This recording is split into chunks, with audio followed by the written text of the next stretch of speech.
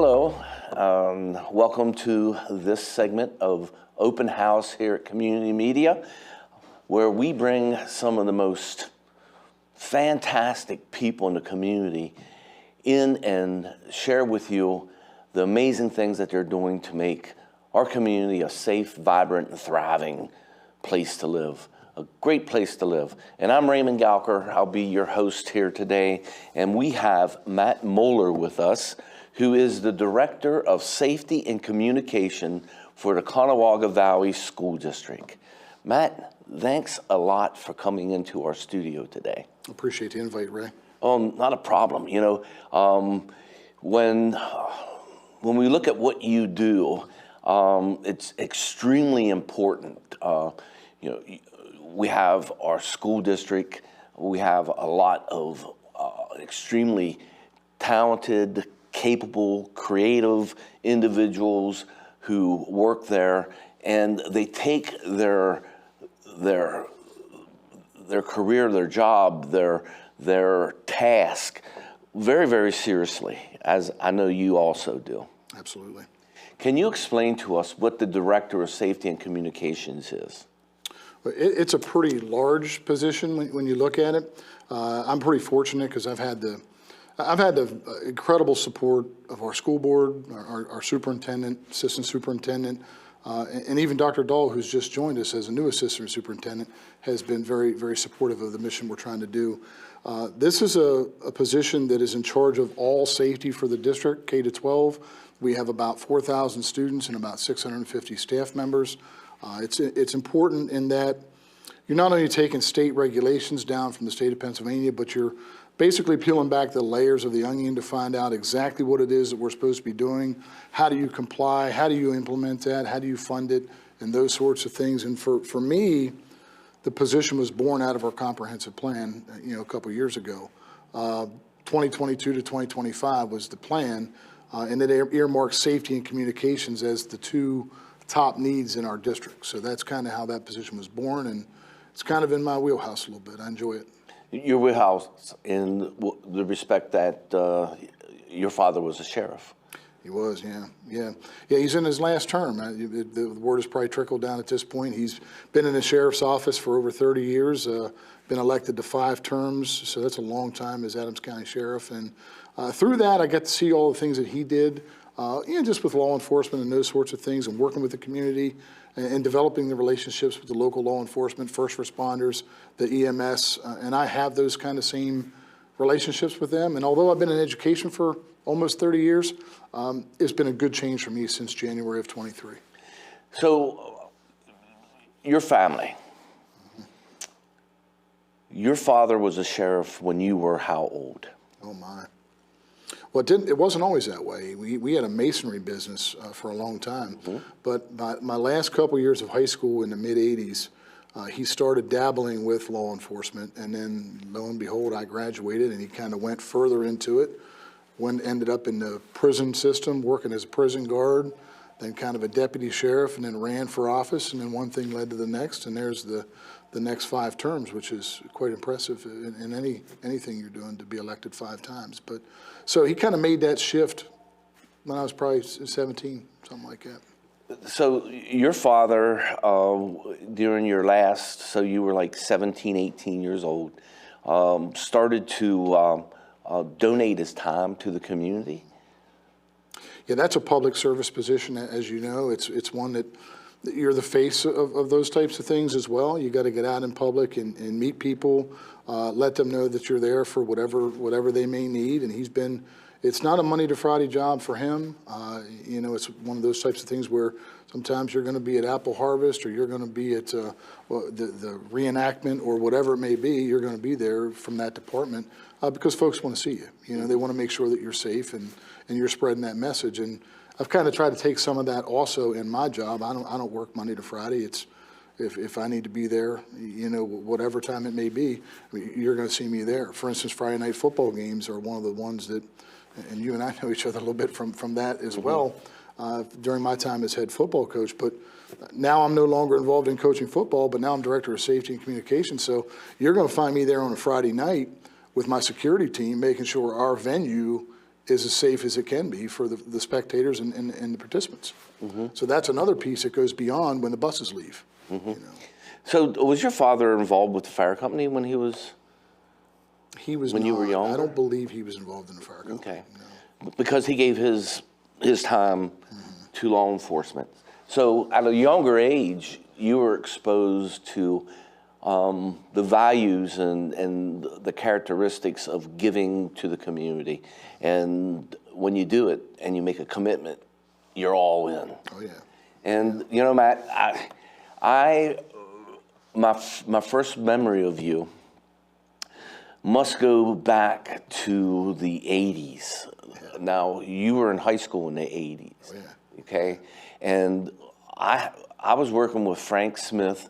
We had a program at the YMCA for conditioning, and it was important for you to do your conditioning within the community of the Colonial football team rather than branch out. I mean, you did come to some of our workouts, but building that community at New Oxford was extremely important to you as a junior, senior in high school.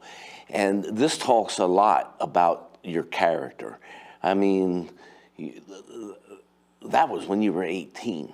And now you're a little bit older than 18. And for many, many years, making New Oxford, Conewago School District, the best it could be, has been part of your life. Yeah, it's really quite remarkable when you think about it. And you're right, looking back, I mean, we're all going to be at retirement sometime. I mean, I'm eligible to be retired soon, you know, but I'm nearing 30 years in education. But I sit there and think, as you mentioned, I went to that school. You know, my brother graduated from that school. My wife graduated with me in the same class, and our 3 children graduated from Conewago Valley. So it has become entrenched in who I am and what I do. And they joke with me back there about being the mayor and knowing everybody and Mr. Colonial. And I always, it's a great day to be a Colonial. That's the tagline. They all know it. I'm saying it all the time. And it's part of who I am and what I do. And I'll miss it when I'm gone, but it's never going to leave you. You know what I mean? I don't know how, none of us know how long we have anywhere. Right. But I know that in education, I'm close to year 30. Obviously, I can retire in the next few years, but I enjoy what I'm doing. I have a passion for what I'm doing. We have so many chapters that aren't written yet back at Conewago Valley, and we are writing a chapter all the time, and we're proud of the progress we're making. And we just got a lot of, I always joke, Dr. Perry will tell you, I'm telling her, Doc, we have more wood to chop. We're going to need a couple more axes because we got a lot more wood to chop. You know, so. Well, you're the type of guy I think that would use a chainsaw. You know, yeah. So, or if you're a chopper, you could wood chuck a lot of wood there. Yeah. I mean, I am so honored to sit aside of an individual of your character. When you do go about your next career, if it's retirement or what, which I'm sure it's going to be retirement, it's not going to be anything else. You would never leave New Oxford to do something else. But what you've given them, a part of you has changed Conewago School District tremendously. You've seen a lot of changes. Let's look at this. Okay, you went to Conewago Valley. You went to New Oxford High School. Then from there, what did you do? You went to college. Where did you go? Well, Slippery Rock very briefly, and came back very quickly, about a year, to watch. Yeah, just basically, that's the first time in my life I was ever that far away from school, you know, or my house. That's a bit. I lived in Adams County my whole life, and my brother was just going to be in high school. I wanted to support him, but within that year, I came back and volunteered and started my coaching career with Jardy Lawrence in 1990. So that's when I got my roots in education, as I was finishing my degree at York College, down in York. You spent a year at Slippery Rock, a full year. Yeah. And then you went to York. And you went to York so that you could still be involved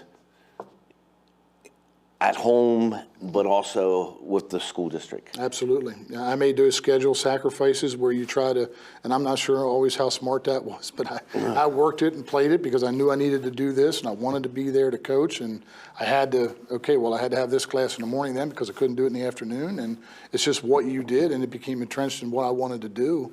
Whether it was wrestling, baseball or football, those were the things I was involved in coaching. And that's kind of where you laid the groundwork for all that. And you had a great opportunity to coach with Jordy Lawrence. I did. An amazing individual.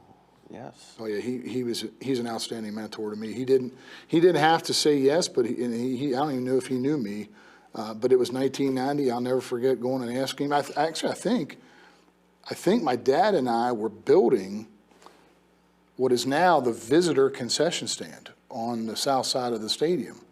Is the one we were actually building that because I mentioned my dad was a mason. Right. So I'm over there carrying block and brick, putting that. I don't even think we use that anymore. We use the one on the north side where the booster club is and those kind of things, but we still have that one.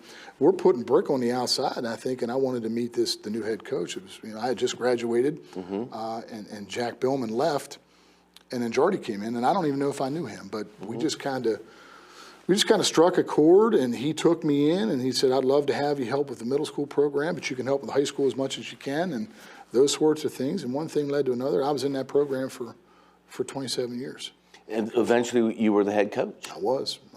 Spent 7 years as head coach from 05 to 11, the fall of 11. And then I moved into Gettysburg College with Coach Streeter. 5 great years of my career there as well. And then thankfully, Dr. Greenhold was our superintendent at the time. He was very supportive of all of that. And then when I went to be the principal in the middle school and took that step up to be principal, that's the time I needed to step off the playing field and stop coaching, because there's a little more responsibility with that than there was as a teacher or an assistant principal. When you're leading a building, I felt, and Dr. Greenhold never told me I had to, I just felt that if I'm going to be the principal of the building, I need to be the principal. All in. I couldn't be at practice and not be able to respond to this or that. So, yeah, but my career with Coach Lawrence, I credit him for so many things. And you know Jordy and the whole team of folks we had working for us, even the guys that I had as a head coach too. For me, we're pretty fortunate. Definitely. A lot of guys that bled red, white, and blue back there. The colonial nation definitely was done well. So, you surrounded yourself with some extremely awesome individuals. Jordy Lawrence was one. Russ Greenhold, amazing individual. And Coach Streeter, again, But, I'm beginning to think, Matt, that I don't know if anybody else could be Mr. Colonial other than you. From the time you were in the school system as a young individual, you've only been out 1 year. Yeah. 1 year. Other than that, from the time you were in first grade or kindergarten, which was it? Kindergarten. Boom. And leadership. You're an awesome leader, head coach. Just, being a teacher is a leader, Funny story about that, Ray. Not a whole lot of people know the story. There was a chance for me to leave at one time. I was probably 24. I was just finishing up at York College, and I student taught that 1 year that you student teach, and then actually I student taught in the spring. Then the cooperating teacher went on sabbatical, back when there were sabbaticals that were taken. So I took that same class for the whole following year. Well, he was coming back, and there was nowhere for me to go except substitute or whatever, and I was a young husband, young father, and I'm thinking, okay, well, I need to do something. And I actually had an interview at Littlestown and actually got the job at Littlestown. And I had the opportunity to go, and I remember them calling me and offering me that job, and I'm thinking, I called Coach Lawrence right away, and I almost felt like I was betraying the Colonial Nation because my heart was not there. My heart wanted to be here.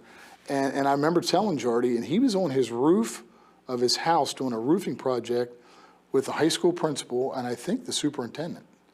And he was listening, trying to be supportive, but didn't want to say things too loud because, trying to just confidentiality or whatever. But I ended up telling, I think it was Dr. McConaughey over at Littlestown, one of the superintendent from back in the 90s, and Bryant Meckley, who offered me the job, who I have a tremendous amount of respect for. Oh my. And we talked to this day about that opportunity. And I said, look, I'm gonna pass on this, and I'm gonna hope that something opens at Conewago Valley. In that same week, Bob Conrad, who was also a mentor to me, I was a captain of the football team in the late 80s with his son, Pat. Bob went to Southwestern. Okay. And that opened a job in the high school. So I left the job that I had for hoping that one would open at some point at Conewago Valley. Talk about crazy. In the times when you're a young father and young husband and you need a career and just rolling the dice and hoping something lands. But as you and I talked about before, things happen for a reason, and it did, and I've been forever grateful for that opportunity. And it's like, well, I'm here for a reason. I'm going to make something happen. And Mr. All In, whenever you put your mind or commit to something, you're all in. And I might just have a sense that before Coach Lawrence and the superintendent of school and who else was on that roof, before they got down off that roof, they were strategizing on how they could open something up for you. You've been a great role model and advocate for many of our youth. And you talk about Brian Meckley, and he's in the Adams County Sports Hall of Fame. And we had a chance to interview Lefty Beiser. And Lefty has identified many of the people who made the Sports Hall of Fame. And the one thing they have in common is they're leaders and they're givers. They give to the community. They're very community-minded. They give to the community, and they're leaders in the community. And Matt, you are too. Sure. You are a leader. And for me, Ray, it goes back to the way you're raised and the way you're born. My dad, my mom, basically laid that groundwork with how to treat people, how to do things the right way. And I couldn't be more blessed with people like Jack Billman as my head coach, Jardy Lawrence, having Russell in my life, and that coaching mentorship. As we started off as oppositions, we coached against Bermuda Springs, and then Russell came in, and then Barry Streeter at the end of my career. I mean, Barry, again, you talk about what you learn from people, the lessons that are there, it's just unbelievable. And I've been pretty fortunate and just tried to weave that into not only what I do on the athletic field, but how I taught in classrooms and what I do with our public right now. And I think the thing that you learn from individuals like Russ Greenholt and Barry is when you learn to be a coach, the X's and O's are not really the most important thing. It's the relationship you have with each one of the people who have committed to be on your team. And for you, that's not only in sports, it's the person sitting in your classroom. And then when you became the principal, it was the person that was in your building. And now, the safety of all those individuals within the school district is what's important to you. And you have a motto, preparation is a choice. Can you talk to us about this motto and how you use it with your safety task force? Yeah, we're pretty proud of that. And I can tell you, you mentioned Coach Streeter, and I'll just talk one real quick about Coach Streeter. One of the things I learned the most coaching college football with him was if something didn't happen the way you wanted it to happen, the first thing you do in college is look at yourself. How did you coach it? What did you do? Did you coach it or teach it the right way? I never really, try telling that to a teacher. You know what I mean? Because they're quick, and I was like that too as a teacher. You don't always look in the mirror that way. It's like I have to self-analyze. I have to self-evaluate What did I do? Did I instruct it the correct way? You know, that sort of thing. So it was all about self-reflection and how did you attack it or approach it as the leader, as the coach, or whatever. But for us, you mentioned the safety task force. We were incredibly proud of that. I took this job in January of 23, and the minute that we were in that position, we created what we call a safety task force. And I don't call it a committee. No one wants to be on a committee. Everybody's on committees. We call it a task force because task forces get things done. And we just kind of formulated that. And that has key stakeholders of our district. And I'll talk about this all day long to people who ask. But administrators, teachers, support staff. We have nurses, custodians, doesn't matter. First responders. We just had one today for an hour and 15 minutes. And we had all the local first responders on the team. We had that, it was a full team. I think there was 33 people there. Director of food service, HR director, anybody that might have a hand in student safety is at that task force meeting. It's every month. And you're right, first thing we do is put the agenda on the board and the motto. And the motto is preparation is a choice. And I talked to them, look, we're either choosing to prepare or we're choosing not to. Those are choices. And we're going to choose to be prepared, for what may or may not happen. We also talk about our why. I'm a big person that it goes back to, what is your why? Why do you do what you do? Well, for us, our why is because our students and staff deserve it. They are the most important assets we have on our campus every day, the people we employ and the people we educate. And if they don't feel like they're safe, it doesn't matter what else we're trying to do. It's not going to get done because they don't feel safe. So that's why that job is critical, and that's why we are not going to put it on the back burner. It's going to be on the front burner, everything we do. And the why, I like how you just described that each individual there deserves the best each and every day, every moment. I believe I heard you say that. And I asked them today, Ray, each building has a safety lead who attends that. It might be an assistant principal, it might be a principal from the 5 buildings. And I said, what did you do to increase and enhance safety in your building in the last 30 days? I want to know about it. Here's your time to tell this group what you did to show that you're standing behind safety. Because preparation also is a preventive measure. It absolutely is. It is. And again, we just have to make sure that we try to uncover every stone that we can, look at our processes, what are we doing, what is best practice, from the whole way from evacuations to fire drills. What are we doing, or lock-in drills or weather drills or whatever it might be, access points or secure vestibules. Or do we have what we need to have, or surveillance cameras, or there's a lot of things that we have to take a look at and make sure that we have what we need in place to mitigate some of the issues that could come our way. And you can't just sit back and say it will never happen. You can look around and not see,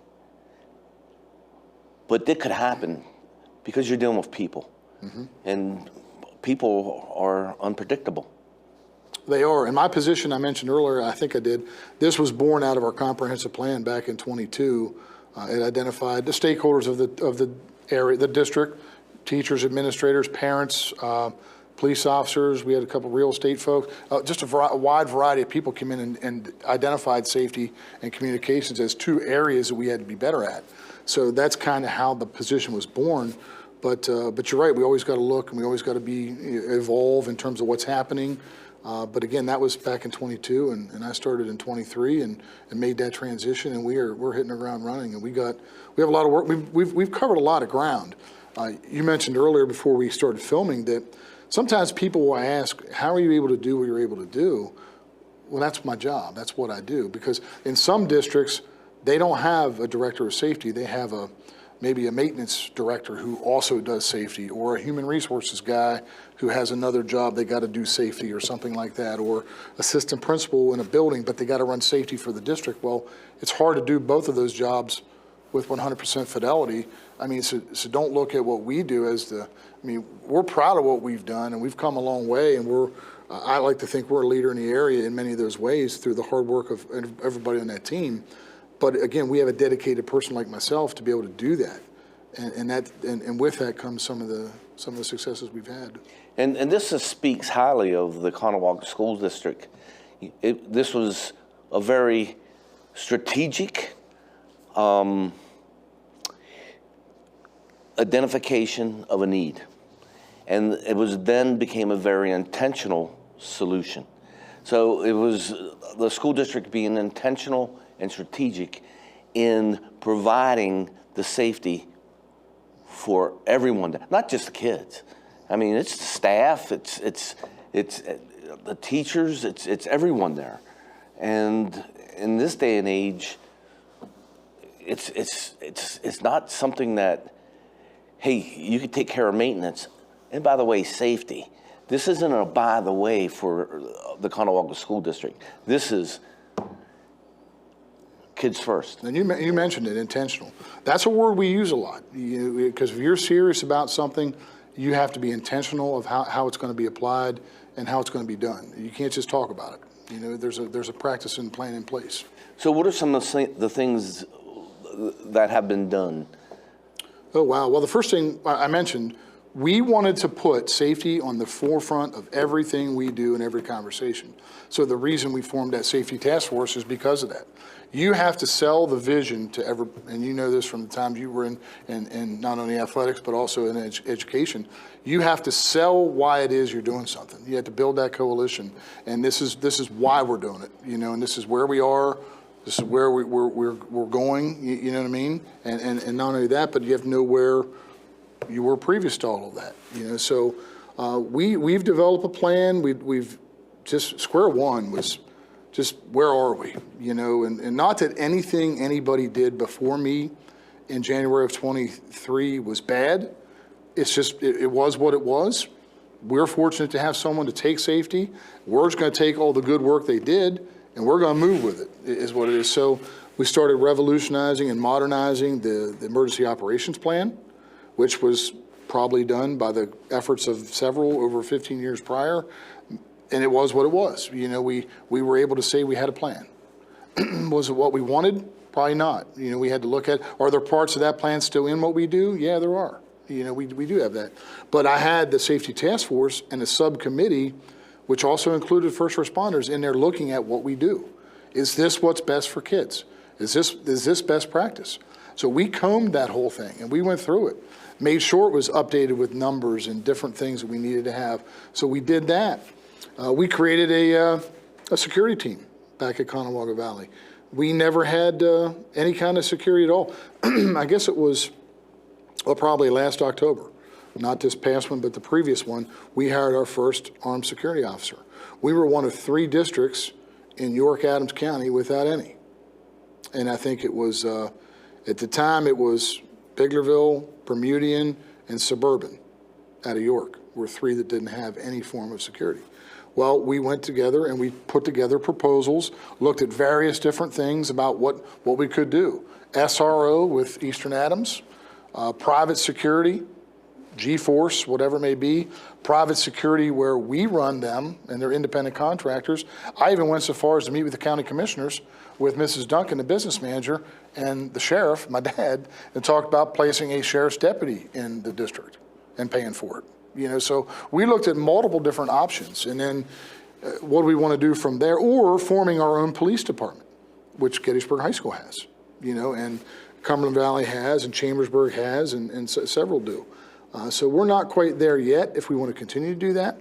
We landed on the independent contractors that we have, and I'm pretty fortunate to have a 30-year veteran of Hanover Borough, Dwayne Smith, former chief of police down there, and Drew Breitner, retired sergeant out of Penn Township. Both of them are part of our security team. Dwayne was hired in October of 24, I guess it was, October 24, and Drew was hired back here in June of this past June. So we have 2 armed security now for the district. What difference did it make? Well, I'll tell you, when we interviewed, to me, what you're looking for with those types of positions, and our survey data that we surveyed our parents, and it all started with that too. When I took the job, I surveyed, what would you be supportive of this? Do your kids feel safe? Do you feel safe if you are a student? Those sorts of things. And we pieced it all together. The big thing for us is the person you hire has to be the right fit. Right. I don't care that they're the best cop. That's not what we're looking for. We're looking for the best fit for our students and our staff. And so I wanted someone that, A, cared about kids, that had a passion for young people, similar to what we do as educators. The advocate. Right? Yeah, the advocate. That could be a role model, right, a mentor to kids, that could have that knowledge of law enforcement and maybe contacts they may need to make to help a family or whatever. But they have to be all sorts of things, a mentor, an advocate. I won't say legal counsel, but they were law enforcement. They know law enforcement, but they're doing a lot of things. The impact they make is visible. Anyone back there can tell you, from parents in the car pickup line to kids in the hallway, their impact is immediate. They know each and every student. Mm-hmm. They know the families. Mm-hmm. They're very observant of what's going on. We are very fortunate, Ray. I'll tell you, I can tell you stories that our families had shared with me about what they have brought to our district is incredibly powerful. So the right person is what we needed, and we got two of them right there. Mm-hmm. And that's the battle. And kids understand that they care about them. They're in the cafeteria at lunches. They're out on bus duty saying hi to kids when they get off the bus or in cars. They're at dances. They're at football games. There are kids that will come up to them in the middle of the hallway, high-fiving them, asking for advice or this or that or whatever, or just someone to acknowledge them by name, because they may not. And I used to tell my middle school staff this too. There are kids in our building every day that come in there and somehow don't have one adult address them by their name. Somehow they're quiet, they kind of stay to the back and hope they get through till 3 o'clock and they're out of there. And you don't know. You don't know what they're bringing in. You don't know. That might be the one connection that student made mm-hmm. all day long was with one of those security officers, and they feel better about it. And they go to bed hoping that the next day they get up, they'll see that person. Mm-hmm. And that person will say, "You're precious, you have worth." That's the most important thing we ever did, is hire the right people for those jobs. Matt, I want to go on to communications. Mm-hmm. Can you tell us what that includes? Yeah, some districts have communications directors. Mostly that's website, social media, press releases, those sorts of things. For me, it is also. Although we share the website deal a little bit, I do almost all the social media for the school. Some of the website stuff I'll do. All press contacts come through me. All media contacts come through me, or should. So they're all made aware of that. It's nice to be able to have the same person wearing those two hats, because... Why is that? Well, again, sometimes with... even snow delays or cancellations, I make those calls. Dr. Perry makes the call. We're back and forth at 4 a.m. in the morning with our transportation, our maintenance, and we're kind of making that team thing. I'll do the release, but when I say it's unique to have one person doing both, if it is a safety issue and we do have to communicate, it's good that that person is the same person. And I'm very close to the superintendent, mm-hmm. and we can have that conversation about what we want to be said to our stakeholders. And you already have the contacts with those people who are the task force, more or less. Mm-hmm. Those people have to deal with it. Mm-hmm. You already have that.